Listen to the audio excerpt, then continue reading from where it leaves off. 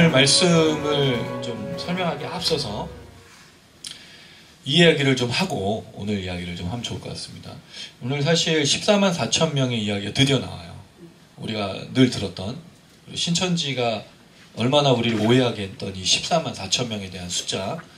그래서 사실은 굉장히 좀 겁을 내기도 합니다. 요한계시록을. 너무 이 잘못된 이 오류가 있는 오해를 하게 만들었던 그 설명과 해석 때문에 이걸 이야기하고 있는데 사실 여러분 14만 4천 명보다 더 중요한 내용이에요. 이 본문은. 그래서 제가 이 내용을 9절까지를 붙인 겁니다. 일부러.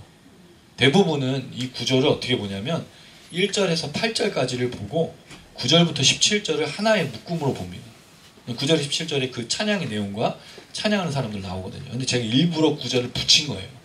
왜냐하면 14만 4천 명의 이 본문의 의미가 가려져서는 안 되기 때문입니다. 사실 14만 4천 명이라는 숫자가 중요하긴 하지만 우리에겐 그렇게 중요하지 않아요. 왜냐하면 여기 나오는 14만 4천 명이 누구죠? 이스라엘 지파예요. 우리 중에 이스라엘 사람 손 들어보세요. 없잖아요. 전향한 영어 바쁩니다. 그 사람. 우리 중에 이스라엘 사람이 없어요. 그럼 대한민국에서 예배도 이 이스라엘 지파를 따라 드는 게 아니거든요. 이게 오늘날의 어떤 의미인지를 생각을 해봐야 될 때 이 지파들의 숫자를 우리가 중요하게 여길 필요는 없다라는 거예요. 뭐가 더 중요한지 오늘 본문을 통해서 좀 생각해 보고자 합니다. 그래서 그동안에는 굉장히 14만 4천 명이 누구냐? 이걸 어떻게 규정할 거냐? 그래서 14만 4천 명 안에 들어야 되느냐 말아야 되느냐? 그 얘기를 하고 있는데 그것보다 더 중요한 내용이 있다는 거죠. 자, 그 일을 위해서 한 가지 또 이야기를 드리겠습니다. 이불을 밖은 위험해라는 그 무한도전에서 박명수 씨가 얘기했던 거 기억나시나요? 그 말을 하는 이유가 게으른 뭐 그런 의미도 있고 또 하나는 진짜 이불 밖이 위험해. 그래서 안 나가려고 하는 그런 의미가 있죠. 우리 아이들이 예전에 이불 밖으로 나오지 않았던 그 모습이 좀 생각나기도 하는데 이불 밖은 위험해 라는 그 얘기.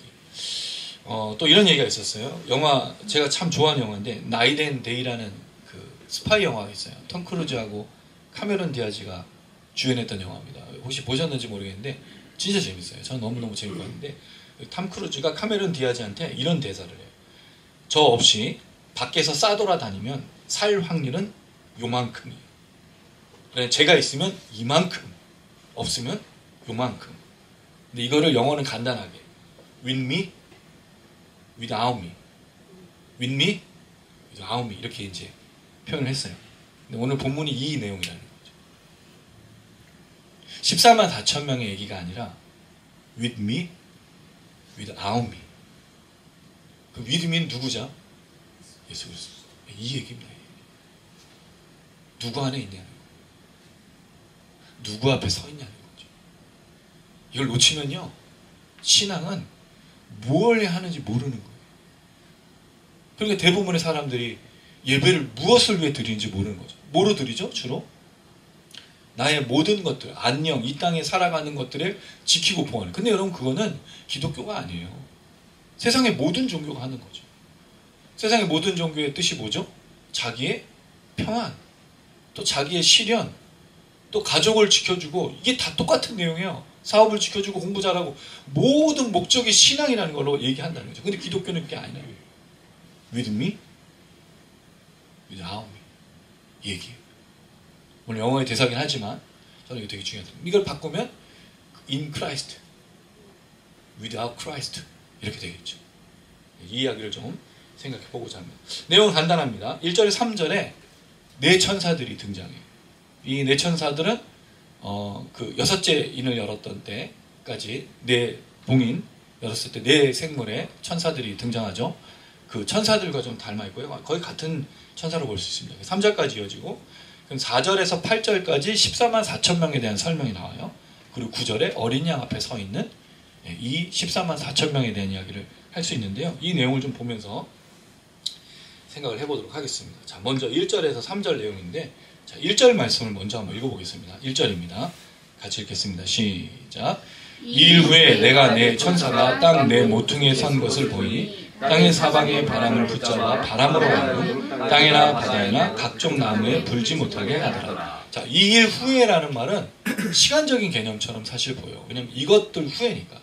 그럼 이것들이라는 말은 우리가 주로 이제 6장을 이어서 하는 걸로 보이는데 이게 시간적인 개념으로 보기보다는 이 내용들이 연결되어진, 왜냐면 시간으로 보면 바로 일어나는 거냐 아니냐는 그런 시간의 차이가 있으니까 내용적인 연결로 보면 6째 봉인을 이어서 지금 이 7째 봉인 사이의 이야기로 보는 게 좋지 않겠는가라는 생각이 듭니다. 이건 조금 더 설명을 드릴게요. 자, 그럴 때 내가는 누구죠? 지금 계속 이걸 보고 있는 사람이 누구예요? 예, 요한입니다. 반모섬에서 보고 있는 거죠. 그 요한이 뭘 보았냐면 네 천사, 땅 모퉁이에 선 것이다. 이 모퉁이라는 말이 좀 오해를 일으켜요. 왜냐하면 모퉁이가 뭐죠, 여러분? 직사각형으로 된 것을 모퉁이라고 부르지 우리는 원이잖아요, 지구는. 그래서 이걸 보고 지구는 뭐다? 네모다 라고 생각하면 안 된다는 거예요. 이 말은 사방이라는 의미를 상징적으로 표현한 거지. 왜냐하면 성경에서 이 네 천사 또는 네 바람 또 네 생물은 주로 사방에서 온 것으로 상징적으로 표현하고 있기 때문인 거죠. 늘이 이제 네 모퉁이에 서 있어요. 근데 네 모퉁이에 서 있는 이유가 뭐죠? 땅에 뭐를 붙잡고 있어요? 바람을 붙잡고 있다는 거죠. 여기 사방이라는 표현은 사실은 없습니다. 네 바람입니다. 근데 이걸 네 사방 또는 네 쪽이라고 네 면, 네 방향이라고 보는 이유는 모퉁이 네 개 있으니까 이들이 바람을 붙잡고 있다는 거예요. 이 붙잡다는 말은 억제하다, 또 제한하다, 가지고 있다는 뜻이에요. 그러면 이 네 천사가 하는 일은 지금 뭐 하고 있는 거죠? 바람을 억제하고 있는 거예요. 마치 말을 조련하는 사람이 말을 워워 하듯이, 또는 개를 조련하는 사람들이 개를 붙잡듯이 지금 바람을 조정하고 있는 거예요. 자, 그리고 나서 이 바람으로 하여금 뭘 못하게 하고 있느냐? 불지 못하게, 바람이 부는 거니까 불지 못하게 하는데 뭐에 부는 거죠? 땅과 바다와 나무예요. 땅과 바다는 지금까지 계속 나왔어요. 왜냐면 넷째 봉인을 해제할 때까지, 그리고 6째 봉인에도 이 바다까지 나왔죠. 근데 나무가 갑자기 나와요. 왜 나무일까? 그래서 여러분 이런 얘기들을 하다 보면 의미가 있는 거예요. 이게 분명한 뭔가 의미를 던지고 있다는 거죠. 땅과 바다. 땅은 일단 우리가 큰 지진 6째 봉인 때, 그 다음에 산과 섬이 움직였다는 건 해일이 일어났다는 걸로 추정할 수 있으니까 바다인 거죠. 그럼 왜 나무냐는 거예요. 사실 여기에 뭐가 들어가야 되죠? 땅과 바다면 사람과 짐승들, 바다에 물고기, 이렇게 할 수 있는데 나무로 표현했어요. 사실 바다에는 나무가 있지는 않죠. 물론 해초류가 있긴 하지만 나무라고 보기는 좀 어려운데, 어쨌든 바다의 나무. 그럼 바다의 나무라고 친다면, 그럼 왜 나무냐? 그래서 이 나무에 대해서 많은 사람들이 생물, 살아있는 생물, 특별히 이제 인간과 같은 존재로 본다라고 하기도 해요. 왜냐하면 성경에서 나무가 주로 뭐를 비유할 때 쓰죠? 사람을 비유할 때. 그래서 왜 나무의 비유 기억나시나요? 왕을 세울 때 포도나무에게 가시나무에게 우리 왕이 되어달라고 할 때 나무를 빗대어 얘기할 때 나무를 주로 사람으로 보는 경향이 있기 때문에 그렇다고 하는데, 저는 이게 이런 생각이 좀 들었어요. 그래서 제 얘기가 맞는지 한번 좀 들어봐 주시기 바랍니다. 창세기 1장 10절에서 12절 한번 볼까요? 창세기 1장 10절에서 12절. 제가 이걸 생각해 보면서 좀 그럴듯한데? 그래서 여러분 또 오늘도 500만 받아야겠어요. 차곡차곡 쌓였어요. 저 이제 연말 결산할게요. 창세기 1장 10절에서 12절. 한 목소리로 읽을게요. 창세기 1장 10절에서 12절 같이 읽겠습니다. 시작. 하나님이 묻을 땅이라 부르시고 모인물을 바다라 부르시니 하나님 보시기에 좋았더라. 하나님이 이르시되 땅은 풀과 씨 맺는 채소와 각기 종류대로 씨 가진 열매 맺는 나무를 내라 하시니 그대로 되어 땅이 풀과 각기 종류대로 씨 맺는 채소와 각기 종류대로 씨 가진 열매 맺는 나무를 내니 하나님이 보시기에 좋았더라. 자, 창세기의 둘째 날 땅과 이 바다, 하늘 위의 궁창과 하늘 아래 궁창을 나누죠. 궁창이라는 말은 스페이스, 하늘이라고 표현하는 거로 했는데 거기 물이 가득했잖아요. 물 사이에 궁창을 두심으로 하늘과 또 바다를 나누게 됐는데, 바다를 또 나눠서 땅에 올라오고 이 물이 사라진, 물이 모인 곳은 바다, 땅으로 드러나는 거. 그리고 나서 제일 먼저 생긴 게 뭐냐면 채소와 나무였어요. 사람이 아니에요. 그럴 때 땅과 바다, 나무는 창조를 말하고 있는 건 아니겠는가. 사람을 먼저 말하지 않았던 이유는 땅과 바다, 나무 이렇게 창조의 영역을 말하고 있는 거 아니에요. 그럴 때 여섯째 인까지의 우리가 뭘 얘기했냐면 땅에 속한 사람들을 얘기했어요. 그죠? 땅에 속한 사람들이 누구였죠? 15절에 보니까 임금들, 왕족들, 장군들, 부자들, 강한 자들, 모든 종과 자유인. 이 사람들은 주로 어떤 사람들이죠? 하나님을 거절해서 우상 숭배하는 악에 있었던 심판받을 사람들. 땅과 나무, 땅과 바다, 나무. 심판받아요. 그리고 오늘 7장 1절부터 등장하는 구원받은 자. 이들은 뭐죠? 사람들. 이런 생각이 드는 거예요. 물론 좀 너무 확대 해석을 제가 할 수 있지만 땅과 바다와 나무가 창조 때 처음 창조 때 되어졌던 거지만 땅에 속한 것들로 본다면 심판받을 존재. 바람이 지금 억제함으로 심판이 아직 멈춰진 거예요. 일어나지 않고. 그런데 7장의 뒤에는 구원받은 자가 나오는 나무와 사람을 구분하고 있다면 이게 하나의 창조 속에서 말하려고 하는 요한의 의미가 아니겠는가. 좀 그런 생각이 드는 겁니다. 설득이 안 되고 있어. 500원을 못 받겠어요. 설득이 돼야 500원을 받는. 마이너스입니다. 마이너스. 제가 500원 나눠드려야 돼. 그런 의미로 볼 때 창조를 연결해서 땅과 바다, 나무는 이렇게 보고, 왜냐면 땅에 속한 사람들 얘기를 계속 했으니까 거기에는 심판이 있었습니다. 바람이 지금 재앙을 통해서 오히려 지금 구원받는 진짜 사람, 여섯째 날 창조됐던 그 사람의 회복을 말하려고 이걸 배치하고 있는 건 아니겠는가 이런 생각이. 왜냐면 제가 창조와 새 출애굽, 새 창조를 연구하고 있잖아요, 여러분. 그런 의미로 좀 보인다는 거죠. 자, 아직 설득이 안 됐어. 어쩔 수 없어요. 넘어가야 돼. 설득이 안 됐으니까 넘어가야지. 자, 그럴 때 재앙이 지금 멈춰진 거예요. 자, 이때 2절에 보니까 이렇게 되어 있습니다. 2절 한번 읽어보겠습니다. 시작. 또 봄에 다른 천사가 살아계신 하나님의 인을 가지고 해돋는데부터 올라와서 땅과 바다를 해롭게 하는 권세를 받은 네 천사를 향하여 큰 소리로 외쳤어. 두 번째로 보니까 이 네 천사가 그 바람을 붙잡고 있어요. 근데 그 바람을 붙잡고 있는 이유가 무엇인지에 대한 설명인데 한 천사가 나옵니다. 이 한 천사는 다른 천사인데 설명이 무엇이냐면 살아계신 하나님의 인을 가지고 있다. 이 인이라는 말은 이제 도장이라는 뜻도 있지만 표시 또는 표시라는 뜻도 갖고 있는 거예요. 그럼 하나님의 무언가를 가지고 지금 올라오고 있는 존재인데 어디로부터 오죠? 해 돋는 데. 해 돋는 데가 무슨 뜻이에요? 방향으로 보면 어디죠? 동쪽인 거죠. 사실 이 돋는다라는 말이 아나톨레라는 단어인데 아나톨레라는 뜻에는 두 가지 뜻이 있습니다. 하나는 올라가는, 돋는다, 도둠, 그러니까 해 돋을 때 하는 그 도둠이라는 또 올라가는 뜻도 있지만 동편이라는 뜻도 있어요. 사실 동편이 해가 올라오는 것이니까. 그러고 나서 이 뒤에 단어가 헬리오스라는 단어인데 그게 해거든요. 해의 도둠 또는 해의 도둠을 한마디로 하면 동쪽 이렇게 볼 수 있는 거죠. 그러니까 해가 돋는 데부터 동쪽으로부터 오고 있는 이 천사라는 거예요. 뭘 가지고? 살아계신 하나님의 인을 가지고 와서 뭘 명령하고 있습니까? 땅과 바다를 해롭게 할 권세를 받은 네 천사를 향해서 큰 소리를 외치고 있다는 거죠. 그럼 이 네 천사가 바람을 잡고 있는 이유는 그들 스스로 하고 있는 게 아니라는 거예요. 자, 이 바람은 무슨 바람일까요? 재앙의 바람일 가능성이 커요. 왜냐하면 성경에서 바람은 주로 하나님의 심판을 상징하는 것으로 자주 쓰였기 때문입니다. 그리고 앞선 우리가 여섯째 인을 열었을 때 큰 지진과 그 다음에 산과 섬이 이동하는 걸 보면 바람이 불고 있는 걸 알 수 있어요. 하늘에 해가 떨어지는 여러 가지 징조는 바람과 관련된 것으로 볼 수 있다는 거죠. 그랬을 때 이 동편으로 해 돋는 것부터 올라온 천사가 살아계신 하나님의 인을 가지고 네 천사에게 말하고 있는 거예요. 그리고 이 네 천사는 지금 바람을 잡은 채로 통제되어지고 있다는 거죠. 자, 이걸 볼 때 재난과 재앙과 심판과 형벌은 천사가 하는 일이 아닙니다. 이거 누구의 영역인 거죠? 그렇죠. 하나님 명령하셔야 재앙이 일어나는 거예요. 진노도 마찬가지입니다. 그럼 이 천사들은 단지 이 모든 것들을 가지고 쏟아낼 뿐인 거지 어떤 의도와 목적을 가지고 있지 않다는 거죠. 하나님의 통제 안에 있는 거예요. 구원도 마찬가지고 심판도 마찬가지입니다. 만약에 우리 심판이 하나님의 통제 바뀌다.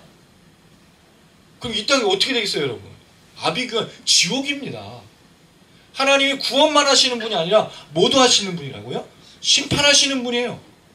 그러니까 하나님의 심판이 또한 중요한 것, 우리 심판을 다루시는 하나님이 공의로우냐, 정직하냐, 신실하냐는 부분을 굉장히 많이 얘기했어요. 요한계시록에. 왜 그렇죠? 만약에 하나님이 신실하시거나 정직하거나 정의롭거나 공의롭지 않으면 어떤 심판이 되겠습니까? 불의한 심판이 되는 거예요. 뇌물의 심판이 되는 거예요. 그리고 자기가 마음껏, 왜냐면 상식도 없고 정직도 통하지 않기 때문에 마음대로 심판할 것이기 때문입니다. 그럼 거기에 뭐가 문제가 되죠? 구원받을 자들, 하나님의 은혜를 입는 사람들까지도 심판받을 수 있기 때문인 거예요. 그래서 정직하고 신실하고 공의로운, 정의로운 하나님이 중요한 거죠. 어쨌든 이 천사가 나타나면서 살아계신 하나님의 인을 가지고 있어요. 살아계신 하나님의 표식을 가지고 올라오면서 이 네 천사에게 바람을 지금 불지 말라고 하는 거죠. 그럼 지금 이 심판이 잠시 멈춰지고 있는 거예요. 자, 한번 생각을 해보세요, 여러분. 여섯째 인까지 지금 뭐가 일어났죠? 그 넷째 인까지 전쟁과 기근과 전염병과 수많은 이 땅 가운데 재난과 심판과 진노의 형벌이 일어났어요. 그리고 나서 뭐가 또 일어났죠? 큰 지진, 땅의 움직임, 하늘에. 그러니까 이 모든 땅이 지금 거기 살아있는 사람들에게 땅과 하늘, 모든 우주 만물, 그 사람들 사이에서 견딜 수 없는 재난이 일어나고 있는 상황이란 말이죠. 그랬을 때 한 천사가 와서 잠시 멈추라고 한 거예요. 그럼 지금 이 7장은 재난과 형벌과 진노 속에 멈춰진 상황이라는 거죠. 이게 이제 여러분 태풍이나 이 폭풍 관련된 영화들을 보시면 항상 폭풍에 뭐가 지나가죠? 눈이 있어요. 폭풍에는. 폭풍의 눈에는 뭐가 있어요? 예, 그렇죠. 지금 마치 그런 것처럼 보인다는 거예요. 왜냐면 폭풍이 막 쓸고 지나가. 왜냐면 지금 막 쓸었잖아요. 일단 6시까지 그렇게 해서 막 사람들이 살려달라 하고 누가 설 수 있겠느냐 막 두렵습니다. 어쩌고 저쩌고 하는데 갑자기 한 천사가 나타나서 이걸 잠시 바람을 잡고 멈추라고 한 거죠. 폭풍의 눈처럼. 근데 이거를 제가 존경하고 제가 자주 참조하는 주석을 쓴 그레고리 빌이라는 NIGTC 주석을 쓴 그레고리 빌 교수님, 제가 정말 존경하고 자주 인용하는 분인데 그분은 이렇게 보지 않았어요. 그분은 7장 1절에서 3절을 이 여섯째 인까지의 모든 내용보다 앞서 보는 거예요. 그러니까 인치심을 먼저 하고 인치심을 받은 사람과 땅에 속한 사람들 구분해서 지금 나타나고 있다라고 본 거예요. 물론 그렇게 볼 수도 있죠. 왜냐면 이게 순서가 시간적 순서가 아니라 그랬죠. 근데 그렇게 보기에는 좀 어려운 게 있어. 뭐가 어렵냐면 요한계시록 앞에 7개 교회가 있어요. 그 교회에 심판이 있었어요, 없었어요? 진노가 있었잖아요. 근데 이렇게 하고 나서 이렇게 보는 건 조금 어려운 문제이지 않겠는가.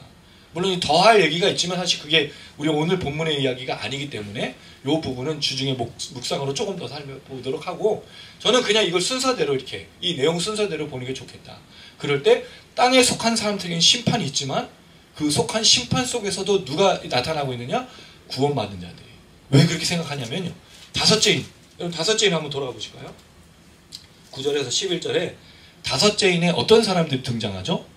죽임당한 영혼들이 하나님 보좌 앞에 나와서 그들의 억울함을 호소하고 토라는 내용이 나오잖아요. 순교를 당했던 그 호소와 토로에 하나님 응답하신 내용이 있고, 또 이 7장에 구원받은 사람이 등장하고 다시 일곱째 인에 나오는 일곱 나팔, 일곱 대전의 그 최후의 이 종말의 심판이 나오기 전까지 내용이라면 오히려 이 사이사이에 있는 구원과 응답의 내용으로 보는 게 훨씬 더 좋지 않겠는가? 저는 그렇게 생각합니다. 그래서 그레고리 빌 교수님은 7장 1절에 3절 인치심 받고 구원받는 걸 앞으로 빼서 보고 있는 거고, 저는 이거를 그냥 이 순서대로 보는 게 좋겠다는 생각인데, 이건 중요한 문제는 아니에요. 그러냐 아느냐가 뭘 이걸 따질 문제는 아니지만 저는 그렇게 이제 보고 쉽다는 견해를 말씀드립니다. 자, 그랬을 때 이 하나님의 이 인을 무엇으로 우리가 생각해 볼 수 있는가? 라는 생각이 듭니다. 여러분, 인은 뭐를 담고 있는 걸까요? 이 인이라는 말, 이 표시라는 말은 사실은 무엇을 담고 있는 것처럼 여러분 느껴지십니까? 인에 대해서 여러 가지 이야기가 나타나요. 하나님께서 선택하신 주로 소유와 관련돼서 이 인을 이야기하고 있는데요. 자, 말씀을 좀 몇 구절 찾아보겠습니다. 요한계시록 자체에서 나타나고 있는 인과 관련된 것은 22장 4절이에요. 22장 4절. 22장 4절 읽어보겠습니다. 시작. 그의 얼굴을 볼 터이요 그의 이름도 그들의 이마에 있으리라. 자, 인과 이 살아계신 하나님의 인을 가진 사람이 가지고 있는 인으로 무엇을 하냐면 이마에다가 이름을 기록하는 거예요. 그러니까 인이라는 말, 이 표식이라는 말이 무슨 뜻이냐면 살아계신 하나님의 그게 뭔지 정확하게 모르겠지만 22장 4절을 보니까 이마에다 기록을 하고 있다는 거죠. 자, 그럼 이마에다 뭘 기록했느냐? 14장 1절로 가볼게요. 14장 1절 하셨나요? 네, 이것도 같이 한번 읽어보겠습니다. 시작. 또 내가 보니 보라 어린 양이 시온산에 섰고 그와 함께 14만 4천이 서 있는데 그들의 이마에는 어린 양의 이름과 그 아버지 이름을 쓴 것이 있더라. 자, 그러면 이 이는 뭘 말하죠? 살아계신 하나님의 이는 하나님의 이름이고 어린 양의 이름인 거예요. 그게 어디 있는 거죠? 이마에 기록이 됐다. 그러면 이 살아계신 하나님의 인을 가지고 온 이 천사가 이 14만 4천 명에게 이제 뭘 하는 거죠? 이름을 기록할 거라는 내용인 거죠. 기록됐기 때문에 14장 1절에 그 이름이 기록됐다고 말하는 거고 22장 4절에 그들의 이마에 기록된 이름을 설명하고 있는 거죠. 그럼 결국 인이라는 말은 하나님과 어린 양의 이름이 기록된 것을 말할 때 소유와 관련됐다는 거죠. 이건 하나님의 것이고 하나님의 사람들이란 표시예요. 왜? 요한계시록이 왜 중요하냐면요. 이 이름과 다른 이름이 또 있어요. 이 표와 이 인과 이 표식과 다른 것들이 등장하기 때문이에요. 13장 15절에서 16절을 한번 보겠습니다. 13장 15절에서 16절은 우리 웅집사님 한번 읽어주세요. 13장 15절 16절 그리고 유선이는 14장 9절 그리고 11절을 13장 15절 16절 먼저 읽어주십시오. 네, 13장 15절 16절 그가 권세를 받아 그 짐승의 우상에게 생기를 주어 그 짐승의 우상으로 말하게 하고 또 짐승의 우상에게 경배하지 아니하는 자는 몇이든지 다 죽이게 하더라. 그가 모든 자 곧 작은 자나 큰 자나 부자나 가난한 자나 자유인이나 종들에게 그 오른손에나 이마에 표를 받게 하고. 자, 여기에 보니까 땅에 속한 족속들에 해당됐던 그 사람들이 반복해서 등장하는데 그들은 뭘 갖고 있죠? 짐승의 표를 갖고 있어요. 그럼 짐승의 표를 갖고 있다는 건 뭐가 기록됐다는 거죠? 짐승의 이름. 이 얘기를 하고 있는 거예요. 자, 14장 9절 또 다른 천사고 셋째가 그 뒤를 따라 큰 음성으로 이르되 만일 누구든지 짐승과 그의 우상을 경배하고 이마에나 손에 표를 받으면. 자, 여기 이마하고 또 손에 표를 받는 걸 말하고 있어요. 그래서 여러분 왜 그 한동안 뭐가 유행했었죠? 그 여기 손에다가 예 베리칩 뭐 해가지고 앞으로 손에 이거 새겨서 찍찍 찍고 나면은 뭐 그런 거 얘기했었잖아요. 이거에서 나오는 거. 처음엔 이마에 있는데 이게 바뀌었어 손목으로. 손바닥에도 있으니까. 그건 그런 내용을 말하는 게 아니고 이건 그 사람이 누구의 사람이라는 걸 증명하고 있는 거예요. 그럼 앞선 살아계신 하나님의 인을 가진 건 살아계신 하나님의 이름이 우리에게는 그 이름이 여기 보이지 않아요. 어린 양의 이름도 기록 안 됐어. 여기다 쓸 필요가 없어. 사실 이는 뭘 말하죠? 성령이에요. 예수 믿는 자에게 있는 성령이 바로 그 인과 표시입니다. 네. 겉으로 드러나는 표가 아니에요. 그건 기록되지도 않습니다.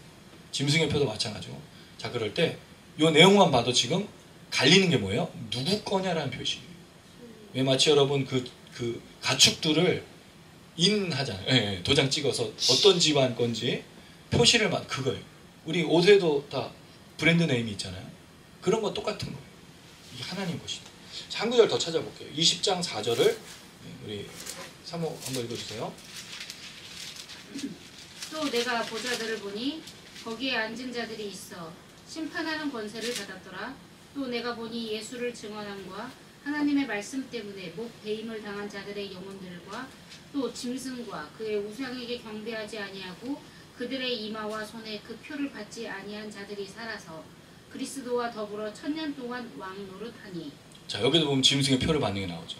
그럼 결국 살아계신 하나님의 인을 받는 것과 짐승의 표를 받는 사람이 나눠져. 요한계시록에서는 그럼 인과 표식은 뭘 말하는 거냐? 하나님의 것이냐? 짐승의 것이냐? 근데 여기 중요한 내용이 뭐냐면 하나님의 것이냐 짐승의 것이냐를 말할 때 꼭 등장하는 내용이 있어요. 오늘도 인을 받은 사람들이 하는 내용이 뭐죠? 9절에 보면 그 보좌 앞에 서서 그 다음에 이들이 하는 행동이 뭐죠? 엎드려 경배하는 거예요. 자, 짐승에게 표를 받은 사람은 우상에게 엎드려 경배하고 절을 해요. 이 차이인 겁니다. 인과 표시를 받고 있는 사람들의 특징이 뭐라고요? 엎드려 경배하고 무릎 꿇는데 누구에게 하느냐. 어디에 서 있냐는 게 굉장히 중요합니다. 이게 땅에 속한 사람들과 이 거룩한 보좌 앞에 있는 사람들의 특징인 거예요. 그래서 여러분 우리가 우상숭배 또 뭐 이런 거를 다른 종교를 믿고 뭐 그 신사 가서 전하고 이런 문제로만 볼 건 아닌 거예요. 그런 문제로만 국한할 수 없다는 거죠. 사실 더 복잡하고 미묘한 내용도 있다는 거죠. 왜? 하나님 앞에 서 있느냐, 하나님께 경배하는 예배하는 건 다른 문제거든요. 내 삶에서. 굉장히 중요한 질문을 하고 있는 거예요. 자, 그랬을 때 사실 이 내용에 이 인치심에 관련돼서 더 자세한 건 에스겔서 9장인데 길어요, 내용이. 이걸 오늘 하기에는 이 목적이 아니기 때문에 제가 이거 넘어가고 주중에 또 묵상으로 드리도록 하겠습니다. 근데 그 에스겔서 9장을 읽으면 제가 설명한 내용이 딱 나와요. 우상숭배. 하나님을 떠난 거절한, 하나님을 그 앞에서의 이 악한 것에 추종하는 사람들에 대한 얘기. 그래서 하나님이 그 사람들이 나왔는데 이런 땅에서 우상숭배와 악을 저지르는 사람들을 보면서 눈물로 탄식하는 자들에게 이마에 표를 주라라는 내용이 나오거든요. 하나님의 마음으로 땅을 보면서 탄식하는 자들에 대해서 하나님 표를 주고 그들은 제거하지 말고 그들은 살려두라라는 표현이 에스겔 9장에 나와요. 그 내용인 겁니다. 자, 그랬을 때 이 천사가 와서 내 바람을 맡은 천사들에게 큰 소리를 외쳤어요. 여기에 권세를 받았다는 말이 나오는데 권세를 받은 건 없습니다. 주어졌다는 뜻이죠. 뭐가 주어졌냐면 해하도록 주어진 사람들이에요. 그럼 그 바람을 통제하고 있는 이유가 뭐죠? 바람을 통해서 이 땅에 재앙과 심판과 진노를 불러일으키기 위해서 이 사람들이 지금 딱 잡고 있는 거예요. 근데 이건 언제나 통제되고 있다.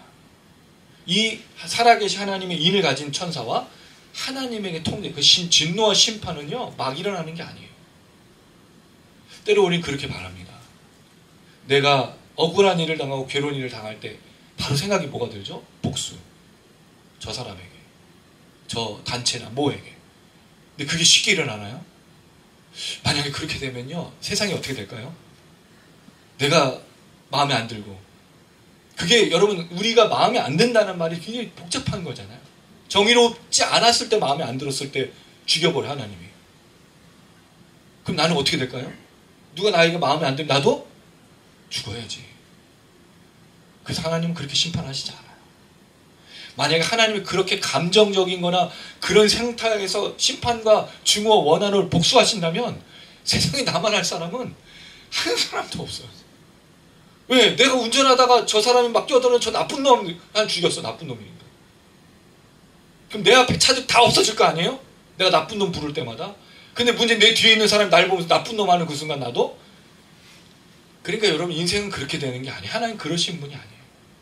증오와 원한과 복수를 마음껏 하는 게 아니라 때에 따라 그 하나님의 뜻에 따라 선하심 안에 있는 선함, 반드시 선함이 없는 것은 하나님이 이루시지 않아요. 선이기 때문에 하나님이 행하신. 그리고 마지막 선은 언제죠? 최후의 심판입니다. 그래서 우리가 하나님께 정의롭고 공의롭게 살아가면서 불의에 대해서 항거하는 건 필요합니다. 그건 당연히 해야 돼요. 그 불의의 악이 싹 사라지는 것은 기다려야 될 필요도 있는 거예요. 그런 의미를 잠깐 드리고, 어쨌든 간에 이 천사들을 제어하는 네 천사를 큰 소리를 외쳤죠. 자, 3절 읽어봅니다. 시작. 이르되 우리가 하나님의 종들의 이마에 인치기까지 땅이나 바다나 나무들을 해하지 말라 하더라. 자, 이 이야기를 보니까 여러분 뭐가 좀 떠오르세요? 다섯째 인을 말했을 때 그 생각이 나지 않습니까? 하나님께서 그 죽임당한 영혼들에 대해서 말하는 게 있잖아요. 11절. 아직 잠시 동안 쉬되 그 수가 차기까지 하라. 마치 이 의미처럼 들리지 않으시나요? 그럼 지금 하나님은 심판을 행하는데 심판의 목적이 아니고 뭐의 목적이 있는 거죠? 인치시는 거에 목적이 있는 거예요. 하나님은 이 세상을 쓸어버리는 게 목적이 아니에요. 그래서 여러분 노아에게 방주를 120년 동안 만들 필요가 없는 거지. 하나님 방주 만들어 주시면 돼요. 노아야 너 다 빨리 들어가. 쟤네들 그냥 다 죽여버릴게.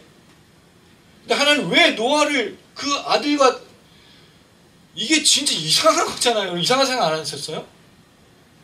지금처럼 건설 기술이 있고 뭐 기중기가 있고 뭐 이런 게 있어가지고 하면은 공사가 빨라지고 그리고 한 사람이 아니라 노아하고 아들 세대 다 나머지 다 여자잖아요.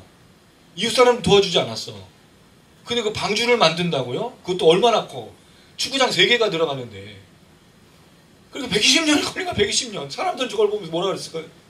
저 미친놈들 저거. 또라이들 저거. 온 가족이 한꺼번에 미쳤네? 자녀들도 그런 생각하지 않았을까요? 노아는 신실하고 당대의 의인이었지만 자녀들까지, 왜냐면 자녀들의 모습을 우리가 알잖아요. 그 노아 방주 나온 다음에 술 취해가지고 아버지가 해롱해롱하고 있을 때 막내 아들이 아버지 막 그랬던 걸 보면 이 자녀들까지도 신실하진 않았을 거라는 생각이 드는데 어떻게 설득하면서 그때 갔겠냐고요. 하나님만 믿고 그냥 무조건 한 거잖아요. 그렇게 어떻게 보면 이게 참 쉽지 않다라는 거예요. 이 모든 과정이 절대로 쉬운 게 아닌 거예요. 하나님도 바로 심판하시면 되는데 하나님 심판을 더디게 하세요. 항상 기회를 주십니다. 우리 살아가는 인생도 마찬가지. 여러분 우리에게 기회가 얼마나 많은지 아시죠? 저는 제가 인생 자체가 기적이라는 생각이 그래서 많이 드는 거예요. 그러니까 삶의 죽음과 뭐 삶의 생명이 이 문제가 아니라 내가 영원히 형벌 받아야 될 사람이라는 걸 끊임없이 누릴 때마다 하나님 주신 은혜를 생각한다는 거예요. 인생 자체가 은혜인 거예요. 올 한 해는 제게 정말 큰 은혜라는 거죠. 우리 교회가 이렇게 움직일 수 있는 것도 은혜고 우리 성도님들과 함께하는 것도 은혜고 우리 아들도 무사하게 제대한 것도 은혜고 정말 많은 기도와 정말 많은 수고들이 있었어요. 우리 아들도 수고했지만 그게 우리의 인생, 우리 웅집사님의 인생입니다. 누군가의 기도, 누군가의 하나님의 협력하여 선을 이루는 삶, 1년. 우리 유선님, 우리 아내 미나주와 우리 북한사, 우리 영상 시청하시는 우리 수민 집사님, 혜빈 집사님, 또 민서 형제 정준이, 또 우리 경 집사님 다 우리 은혜 덩어리예요. 할렐루야. 아멘. 우리 은혜 덩어리. 내 삶에 뭔가 좀 잘 안 일어나면 내가 원하는데 이러지 않으면 나는 은혜가 없는 거라고 생각해. 그렇지 않습니다. 누군가의 기도로 우리가 있는 거예요. 누군가가 울며 부르짖으며 우리의 삶을 책임져 주고 있어서 역사하고 있어서 우리가 살아가고 있는 거예요. 그렇게 보이지 않는다 할지. 하나님은 심판이 목적이 아니고 뭐가 목적이라고요? 구원이 목적이신 거예요. 그래서 이 내용 속에 이 땅의 모든 족속들 속에 바람을 제어하면서 구원과 이 인치심의 역사를 지금 이루고 계신 거죠. 자, 그랬을 때 땅과 바다 나무들 해하지 말라. 여기 해하지 말라라는 표현이 또 나오죠. 어디서 나왔어요? 포도주나 감람류는 건들지 마. 하나님은 반드시 심판 속에 손에 사정을 둔다 그러죠. 빡! 죽여버려가 아니라 힘을 빼시는 거예요. 마지막에. 하나님 늘 우리에게 그러셨어요. 만약 하나님 있느니까 우리를 때리신다면 우리가 어떻게 살아남아? 아무도 살 수 없어요. 근데 하나님 마지막에 꼭 은혜를 베푸시잖아. 그게 우리지 않습니까? 이 내용이 여기 이렇게 너무너무 자세하게 나오고 있어요. 이 심판 속에 하나님의 형벌 속에 진노 속에 구원이 있고 죽임당한 영혼들을 들으시는 하나님의 응답이 있어요. 보아야 돼요. 깨달아야 돼요. 알아야 돼요. 놓치면 안 된다는 거예요. 이게 완전하진 않지만 부모들이 좀 그렇죠.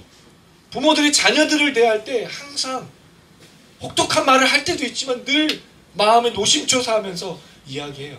밉지만 또 때로는 잘못하기도 하지만 그 마음속에 은혜를 두려고 해요. 왜 그렇죠? 그게 하나님의 마음이거든요. 10분의 1도 안 되지만 하나님의 마음이거든요. 이 마음을 놓치지 않았으면 좋겠어요. 하나님에 대해 오해하면 안 됩니다. 자, 그랬을 때 나무들 해하지 말라고 한 다음에 그가 이 얘기를 합니다. 4절 읽어보겠습니다. 시작. 내가 인침을 받은 자의 수를 들으니 이스라엘 자손의 각 지파 중에서 인침을 받은 자들이 14만 4천이니. 자, 드디어 이제 14만 4천이 나오는데 여기에 문제가 생겨요. 뭐가 문제가 생기죠? 이스라엘 지파가 나와.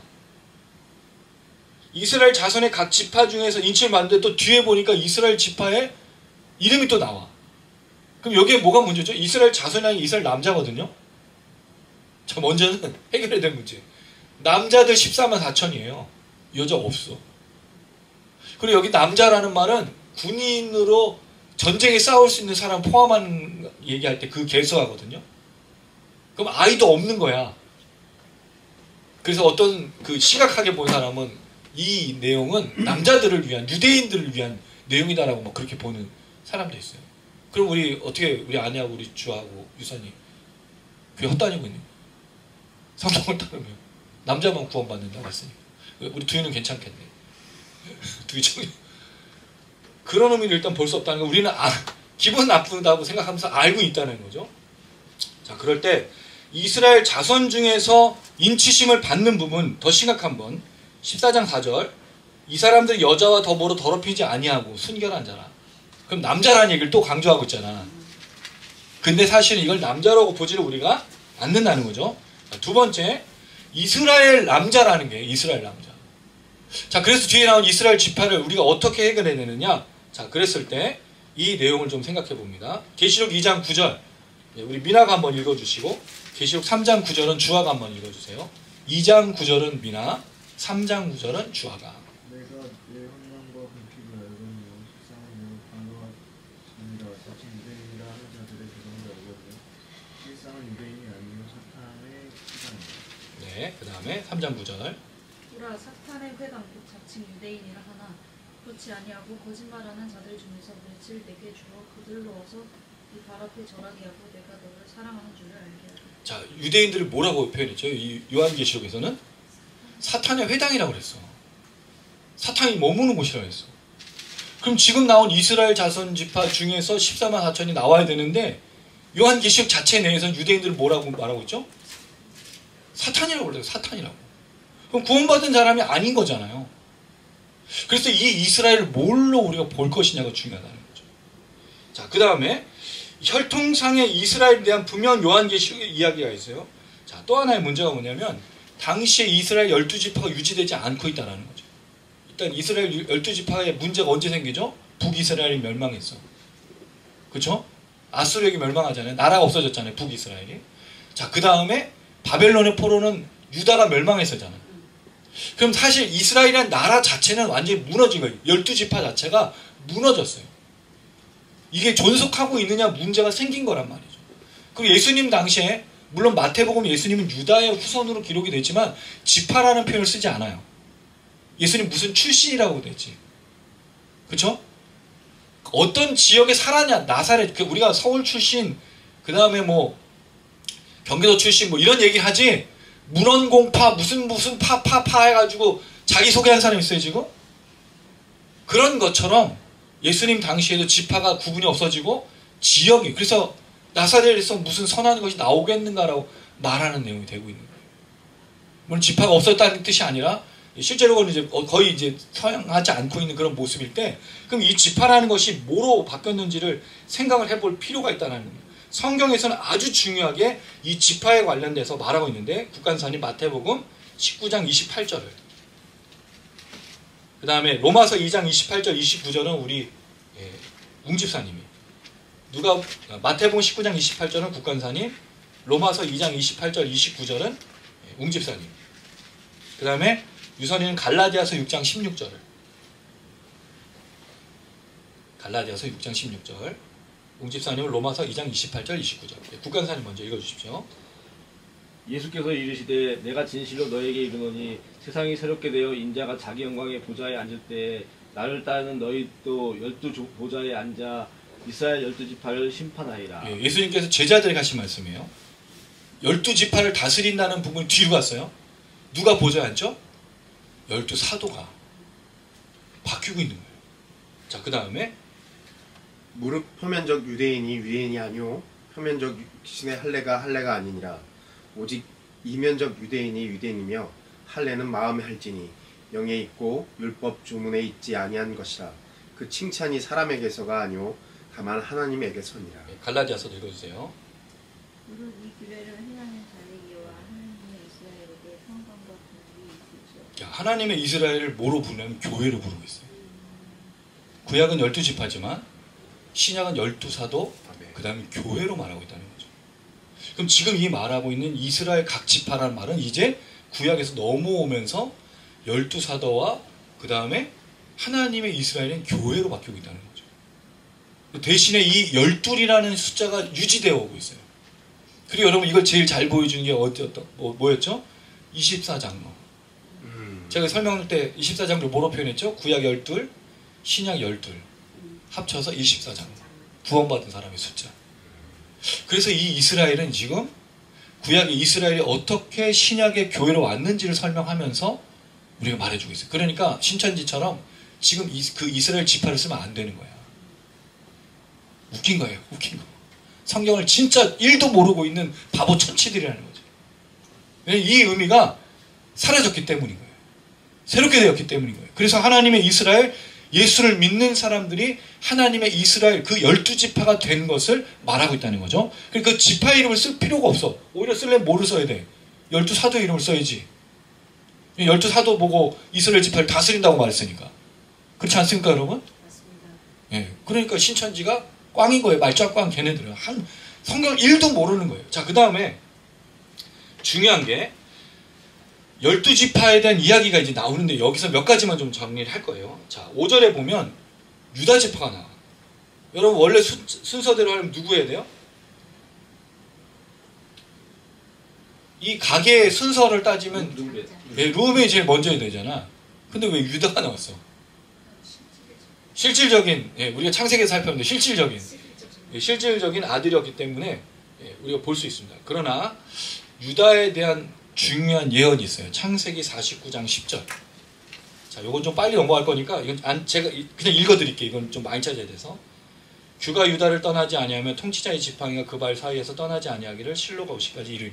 기억나시죠? 야곱이 아들들에게 축복할 때 유다에게 너에게서 왕이 나올 거다. 그리고 실제로 유다 지파의 후손이 누구죠? 예수 그리스도. 그래서 그 면에 있어서 유다가 통치자로서 어린 양으로서 나오고 있는 것을 보여주는 것이 아니겠는가. 민수기 2장 3절은 동쪽에서 오는 그 지파를 볼 때 유다가 동쪽의 중앙에 있어요. 지성소로 들어가는 그 성막으로 들어가는 문이 유다로부터 들어가. 그런 면이 있고, 뭐 여호수아서, 그다음 역대상, 그 전쟁에서 또 제일 많이 제일 먼저 불려질 때 전쟁에 참여한 숫자로 유다가 제일 먼저 등장하는 것. 그래서 이 지파의 순서를 그 민수기로부터 갖고 와서 전쟁에 참여하는 것으로 보는 사람도 있어요. 신학자들은 이거를 전쟁과 관련해서 보기도 합니다. 자, 그렇게 좀 넘어가서 유다가 등장한 이유는 실질적인 장자라는 의미도 있지만 예수 그리스도를 예표하기 위해서 가장 먼저 등장하는 것이다 라고 볼 수 있어요. 자, 그 다음에 쭉 넘어가다 보면 납달리 앞에 갓과 아셀하고 빠진 사람이 있어요. 단낫 갓 아거든요. 단, 갓, 아셀, 납달리. 이게 4명의 형제잖아요. 단이 빠졌어. 그럼 단은 왜 빠졌을까요? 단이 우리나라 그 단이어서 명상 죄송해요. 지금 오늘 500원 다시 돌려줘야 안 되겠네. 단은 왜 빠졌을까? 여러 이유가 있는데 이것도 제가 주중에 자세히 설명드려요. 제일 큰 문제가 우상 숭배. 이건 찾아보죠. 레위기 24장 11절. 같이 읽을게요. 레위기 24장 11절. 단이 이스라엘 역사 속에 굉장히 악한 존재로 나와요. 심지어 이 단을 사탄과 같은 것으로 보는 사람들도 있습니다. 옛날 교부들은 그래서 단이 여기서 빠졌다라고 생각을 했어요. 레위기 24장 11절. 찾으셨나요? 같이 읽겠습니다. 시작. 그 이스라엘 여인의 아들이 여호와 이름을 모독하며 저주함으로 우리가 끌고 그에게 가니라. 그 영은 이름은 스므시오 단지파 디브로의 딸이었다. 단지파에서 여호와 이름 모독하는 자가 나왔어요. 그리고 이 단지파에서 우상 숭배가 아주 극도로 나타났어요. 이 단지파와 관련된 내용이 너무 많아. 사사기 18장 11절에서 31절 읽어보면요, 아주 극악무도한 단으로 나타나고 있어요. 그래서 단이 빠진 가능성이 있다. 또 가나안과의 전쟁에서도 이들이 수수방관한 내용도 있는데 어쨌든 그런 면이, 이거는 제가 주중에 좀 더 자세하게 드릴게요. 자, 그 다음 문제가 또 하나 있어요. 여기에 보면 이제 므낫세가 나오죠. 므낫세하고 짝으로 나오는 사람이 있어야 돼. 큰일 났네. 성경적 지식이 별로 없으셔. 그렇죠. 둘 다 누구의 아들이죠? 요셉의 아들입니다. 요셉. 근데 신기한 건 에브라임이 빠진 대신 누가 들어와 있어요? 요셉이 들어와 있어요. 그럼 에브라임을 요셉이 대체했다는 뜻으로 또 보여져요. 에브라임이 빠지고, 근데 에브라임 또한 우상 숭배의 아주 심각한 지역이었어요. 그래서 요셉이 들어오고 에브라임이 빠졌는데, 자, 그럼 단을 빼버렸으니까 누가 또 포함되어 있어야 되잖아요. 그게 누구냐면 레위입니다. 레위가 들어갔어. 레위는요, 영토에도 포함도 안 돼. 그 사람들은 남이 주는 땅에 들어가야 되고 도피성을 가지고 있고 뭐 그렇게 하고 땅을 차지하지 못했는데 전쟁에는 레위가 나와요. 신기하게도. 그래서 레위가 이 악한 단을 대신해 들어와서 영적 전쟁을 벌이는데 레위의 제일 중요한 점은 뭐죠? 보좌 앞에 예배하는 자, 24장로. 그런 면에서 레위가 들어오지 않았겠는가? 라고 생각을 하는 겁니다. 근데 이것도 학자들 여러 견해를 이제 종합하고 교부들 뭐 초대교회에서부터 이어오는 여러 가지 생각들을 말하는 건 정리해서 드린 건데 중요한 건 이 내용보다 더 중요한 게 있다는 거예요. 이렇게 해서 14만 4천 명이 됐어요. 12, 1000이 들어가. 1000은 배수로서 아주 중요할 때 써요. 1000배, 만배. 1000배. 1000대에 이르도록. 그런 면에서 정말 많은 하나님의 큰 축복이 이어지는 것을 설명하고 있습니다. 자, 마지막 9절입니다. 9절 한번 읽어볼게요. 시작. 이후에 내가 보니 각 나라와 족속과 백성과 만에서 아무도 능히 셀 수 없는 큰 무리가 나와 흰 옷을 입고 손에 종려가지를 들고 보좌 앞과 언양 앞에 섰어. 자, 우리가 이제 여기서 생각하지 않았던 내용이 뭐가 있었냐면 인침을 받는다라는 것을 14만 4천 명을 설명했잖아요. 그걸 설명해 준 내용이 9절입니다. 그 인침을 받은 자들이 누구냐? 능히 셀 수 없는 큰 무리. 그리고 흰옷을 입고. 흰옷을 누가 입죠? 이거를 14절에 이렇게 표현했어요. 7장 14절. 한번 읽어보겠습니다. 계시록 7장 14절. 찾으셨나요? 네. 내가 말하기를 시작. 내가 말하기를 내 주여 당신이 아시나이다 하니 그가 나에게 이르되 이는 큰乱안에서 나오는 자들인데 어린 양의 피에 그 옷을 찢어 희게 하였느냐. 그럼 이 흰옷을 입은 사람들은 어떤 사람들이죠? 어린 양의 피로 씻어진 사람들. 이거를 다섯째 인에서는 죽임당한 어린 양, 영혼들. 그럼 예수를 믿고 하나님의 말씀과 예수를 증거함으로 핍박당하고 가난하고 궁핍하고 고난받았던 사람들이 24만 4천 명이라는 거죠. 하나님의 이름에 하나님의 뜻에 하나님의 보좌 앞에 무릎 꿇고 엎드리고 경배했던 짐승의 표에 짐승에게 우상 숭배하지 않았던 그 사람들이라고 분명히 말하고 있다는 거죠. 이들이 지금 모두가 모여서 그 수많은 우리 13만 4천 명이 여러분 모이려면요. 그 모일 수 있는 장소도 없어. 우리나라 또는 세계에서 유명한 그 이 운동장도 7만 명, 최대 7만 8명 더 하면 무너져요. 무너져. 물론 만들 수도 있겠지만 그럴 때 이 사람들이 지금 모여서 뭐 하고 있죠? 그 어린 양 앞에 서 있는 거예요. 그 죽임당하고 그 고난당하고 핍박당했던 모든 사람들이 하나님의 그 보좌 앞으로 나와서 어린 양 앞에 지금 서 있는 거예요. 왜? 그 어린 양이 그들의 피를 그들의 죄를 씻으시고 피로 흰옷을 입어 주셨기 때문에. 근데 뭐 하고 있어요? 찬양하는 거 전에 이게 중요해. 손에 뭘 들고 있어? 손에 뭘 들고 있어요? 승리와 평안과 우승, 또 이 하나님 앞에서의 이 영광을 노래하는 종려가지를 흔들어. 여러분 이걸 보니까 뭐가 기억나세요? 예수님이 예루살렘에 입성할 때 호산나 외치면서 막 사람들이 근데 그 결론은 뭐였어요? 예수를 죽였잖아. 근데 죽이지 않았던 사람들이 있죠? 그 사람 누구죠? 요한복음 6장에 보면 예수께서 사람들이 나의 살과 피를 먹어야 된다고 했더니 다 떠나버렸어요. 제자들에게 말하죠. 너희도 나를 떠나느냐? 근데 제자 중에 베드로가 한 말 있습니다. 그때부터 그의 제자 중에서 많은 사람이 떠나고 다시 그와 함께 다니지 아니하더라. 예수께서 12제자에게 이르시되 너희도 가려느냐? 시몬 베드로가 대답하되 주여 영생의 말씀이 주께 있사오니 우리가 누구에게로 가오리까? 베드로가 고백했어. 영생의 말씀이신 예수를 믿었던 거예요. 그 몸과 그 피를 그리고 오늘 죽임당한 영혼들처럼 그리고 흰옷으로 입은 사람들처럼 어린 양을 위해서 죽었던 어린 양을 위해서 핍박받았던 어린 양을 위해서 고난받았던 사람들이 지금 서서 종려가지를 흔들며 호산나 왕이시여 다시 오실 예수라고 외치고 있다는 거죠. 이게 인침을 받은 자에 대한 설명인 거예요. 자, 그렇다면 이게 왜 중요하죠? 앞선 내용 6장은 여섯째 인을 떼었을 때 사람들의 외침이 등장해요. 자, 15절 보면 땅의 임금들 6장입니다. 왕족들, 장군들, 부자들, 강한 자들 모든 자들이 뭐하죠? 굴과 산들의 바위의 틈에 숨었어요. 자, 17절 읽어볼게요. 17절 읽겠습니다. 시작. 그들의 진노의 큰 날이 이르렀으니 누가 능히 서리오 하더라. 이 그들이란 말은 앞에 있는 하나님과 어린 양이에요. 하나님과 어린 양이 진노의 큰 날이 임했을 때 누가 이 마땅히 서서 감당할 수 있겠는가? 누가 견딜 수 있겠는가? 누가 감히 그 심판에서 견딜 수 있겠느냐라고 질문하거든요. 이게 세상입니다. 세상, 땅에 속한 사람, 짐승의 표를 받은 사람들은 심판받고 구원받고 진노와 형벌과 저주에 나가게 되는 거예요. 그러니까 뭐가 나오는 거죠? 두려울 수밖에 없어요.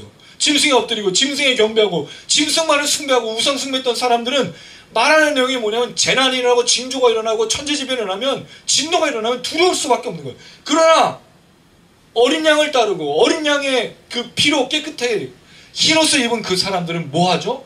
찬양한다는 거예요.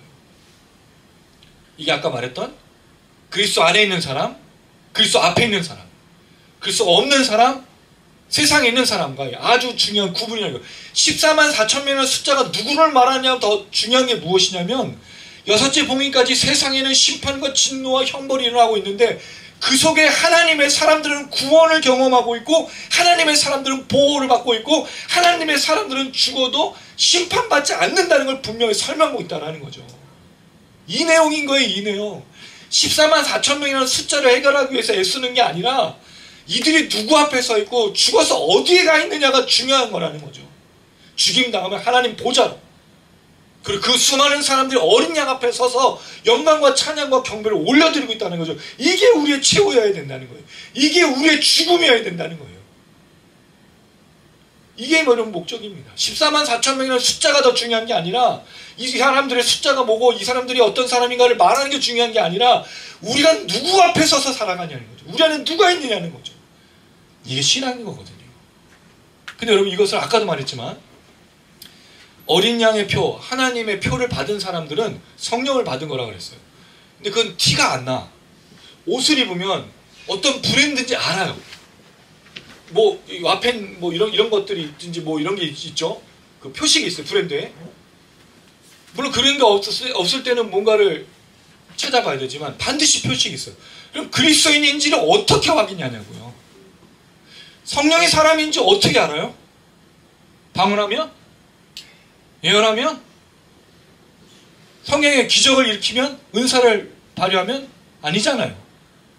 세상에 우리를 확인하는 방법 딱 한 가지밖에 없어. 요한복음 13장 34절 35절 서로 사랑하라. 너희가 서로 사랑하면 세상에 너희가 내 제자인 줄 알리라. 죽임당한 영혼들이 저 하나님 보좌 앞에서 눈 떴을 때 하나님 보좌 앞에 눈 뜨고 어떻게 하냐고요.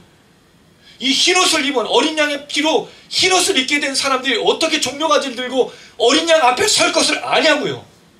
예배드렸기 때문에, 기도했기 때문에, 헌금을 많이 드리고 봉사 많이 했기 때문에, 많은 업적을 이루고 교회를 세웠기 때문에, 건물을 짓고 그 안에서 많은 일들을 이뤘기 때문에 아닙니다. 그럴 수가 없어요. 그게 성령의 표식이 아니기 때문이죠. 성령의 표식 제일 먼저 뭐죠? 사랑입니다. 사랑.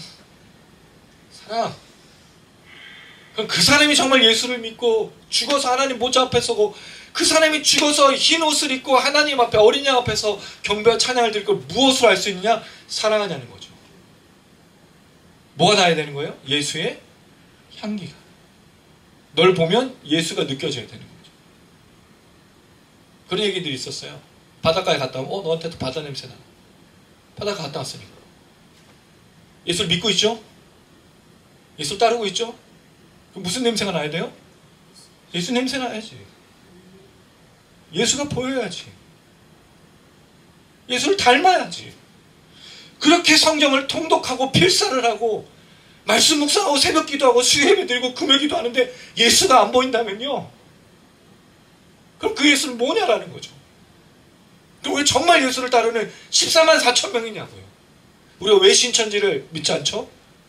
왜 우리가 신천지를 그 진정한 기독교를 받아들이지 않죠? 그들에게서 무슨 냄새가 나요? 이만희 냄새가 나잖아. 그 악한 자의 모습이 그대로 드러나잖아. 그들 한 행동 속에 뭐하죠? 교묘히 속이고 거짓말하고. 진짜 웃겨요. 내가 본 적이 있어요. 커피숍 갔는데 여기 한 명을 데리고 와서 막 누가 얘기를 하는데 저기서 기다리고 아까부터 왔던 사람인데 저기 있다 갑자기 우연찮게 나 어서 온 선교사인데 하면서 한 사람을 물론 그건 배워야 돼. 속이고 이렇게 하는 거는 진짜 나쁜 건데 한 영혼을 구하기 위해서 정말 그들 나름대로 애쓰고 있는 사기라도 쳐서 그건 아니지만 무슨 냄새가 난다고요? 그 교주의 냄새가 나요. 그럼 우리가 믿고 있는 예수님을, 우리가 예수를 정말 믿고 있고 성령 우리 안에 있다면 무슨 냄새가 나야 돼? 예수 냄새가 나야죠. 예수를 닮아야죠. 백날 우리가 기도한다고 자랑할 필요가 없어요. 그 사람 속에서 예수가 보이지 않고 예수가 닮지 않아 있고 예수의 말을 하지 않고 있는데 어떻게 예수가 증거되겠어요? 네, 지난번에 이 이야기를 하면서 많은 걸 깨달았어요. 우리 유선이하고 얘기하다가 유선이 고백 속에 제가 그 얘기를 했어요. 예수를 전합시다. 예수를 말합시다. 근데 여러분 예수를 전하고 말하는 게 뭐예요? 예수 믿으라고 말하는 거예요? 아니죠. 여러분이 예수가 되셔야 돼요. 우리 예수가 돼야 사람들이 우리를 보고 예수를 아는 겁니다. 내가 그렇게 살지도 않는데, 내가 그렇게 예수의 말을 하지도 않고 있는데, 예수를 닮지도 않았는데 누가 예수를 따르겠어요? 누가 예수를 보겠냐고요. 이게 문제인 거예요. 이게 교회에 뭐가 없어요?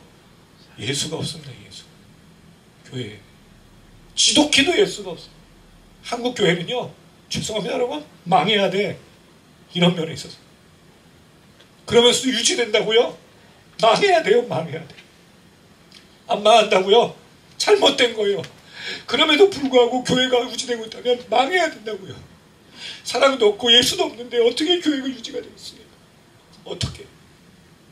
진짜 잘못된 거거든요. 그러면서 교회를 유지하고 있고 건물을 유지하고 있고 어떻게든 버텨내려고 한다면 그건 잘못된 거예요.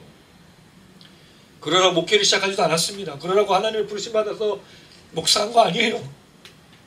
어떻게든 예수 닮기 위해서, 어떻게든 예수를 전하기 위해서, 어떻게든 예수를 보이게 하기 위해서 목회 얘기를 걷고 기도하고 안 되니까, 부족하니까 기도하고 엎드리고 찬양하고 좀 살려달라고 하는데 내가 참 부족해서 못하려고 있습니까? 내가 잘 못하고 있습니까? 어떻게든 하나님이 교회를 통해 드러날 수 있게 해달라고 그러는 것 뿐입니다. 그래야 여러분 지나가는 잃어버린 죽어가는 영혼들이 교회에 와서 사랑을 느끼고 예수를 만나고, 아 교회에 참 예수가 있구나, 내가 갈 곳이구나, 이 공동체에 와서 이 공동체 모임 속에서 그 평안함과 은혜를 누리지 않겠습니까?